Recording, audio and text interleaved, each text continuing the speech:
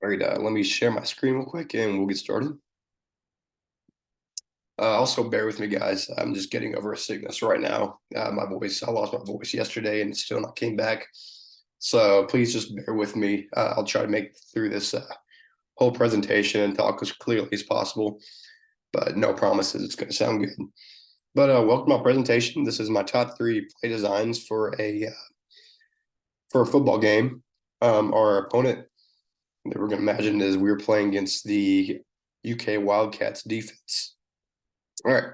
So our first play right here, we are going to talk about what I have here on the top of the slide. So first, we're going to talk about our personnel. We have a 21 personnel, which means if we look at the very first number right here, we have 2. That means we have 2 backs out on the field. This is behind the quarterback right here. We have 1, 2 backs. And then the next number is a 1. That means we have 1 tight end out on the field next to our right tackle. So hence 2 backs, 1 tight end, 2 1 personnel. All right, our next thing is our formation. This is an I formation. Our play is kind of in the shape of an I, if you can kind of see it. Just the way the backs are lined up behind the quarterback. And then we are 1st and 10, which is this first play I'm going to talk about. So we have our front line right here. This X right here is our center. He's going to be the one holding the ball. We have our left guard, left tackle, right guard, right tackle. And then, as I said earlier, we have our tight end next to the right tackle. So to get started, we're going to talk about our left tackle right here. He's going to block the end right here, the defensive end. Our left guard is going to pull, which means he's going to run behind the line and go hit this linebacker up here. Our center is going to hit this nose, block him. This right guard is also going to hit the nose, and the right tackle is going to block this defensive tackle right here. And then our tight end is going to block the linebacker up here. We have our wide receivers on the very side. They're just going to go run up. This is a run play, so they really have nothing to do with this play. We have a quarterback right here that's going to hand off to the halfback, which is back here. Forgot to mention that our fullback right here is going to run over here and also guard this end.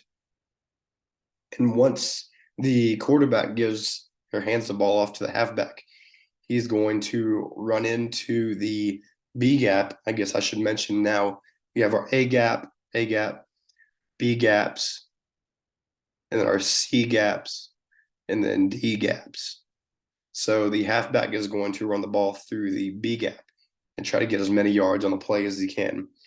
I consider this to be a good 1st and 10 run because it's 1st and 10. You can really have an easy option to run or pass the ball. And me personally, I like to run the ball, see how many yards we can get before we start passing. So this is my 1st and 10 play. All right, so our next play, it's 2nd and 6. We have a 10 personnel, meaning we have 1 back right here. We have 0 tight ends on the field, so hence this is a 10 personnel. So this is called a bubble formation. We have our X's right here. These are wideouts or wide receivers. I said before, this is our left tackle, left guard, center, right guard, right tackle, and then our quarterback right behind the center. So our left tackle is going to guard this end right here. Then we have our center and our left guard that's going to guard this defensive tackle right here.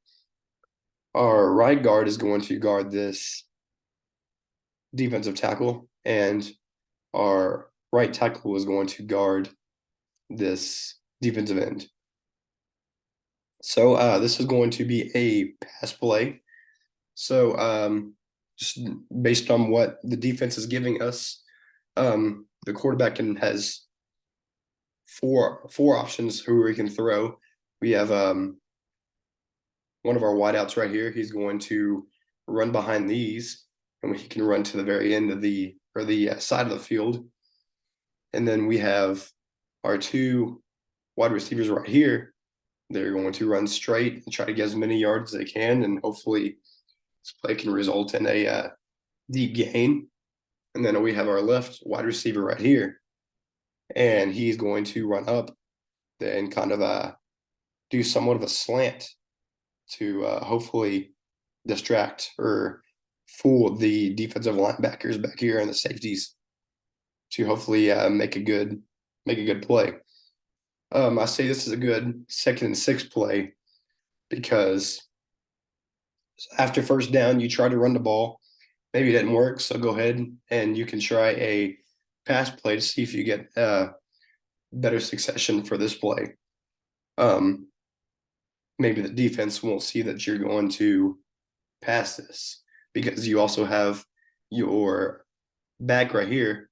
It's going to run up, and this could possibly be a run play as well. So this is my ideal 2nd and 6 play. All right. Finally, we have our third play. This is a 3rd and 2. You just have 2 yards to get the next first down. Usually when it's 3rd down, you definitely want to get your next first down, because if it's 4th down, you probably want to punt, just depending on your field position. So we have, excuse me, we have a 30 personnel. We have 3 backs right here. We have no tight ends on the field.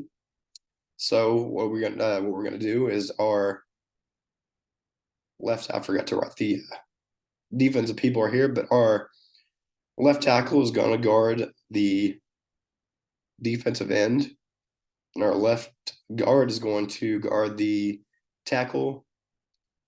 Our center is going to run up and guard the linebacker.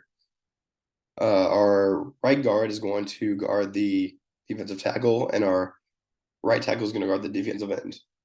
So we have a 1 back that's closest to the line. He's going to run right behind the center.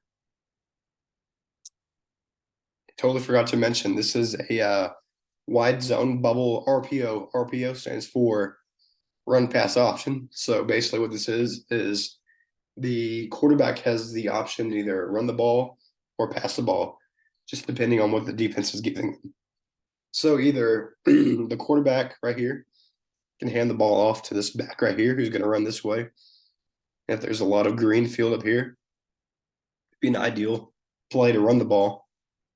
But if it doesn't look like a good run play, the quarterback can also throw it at one of these 3 receivers right here. This receiver is going to run back here.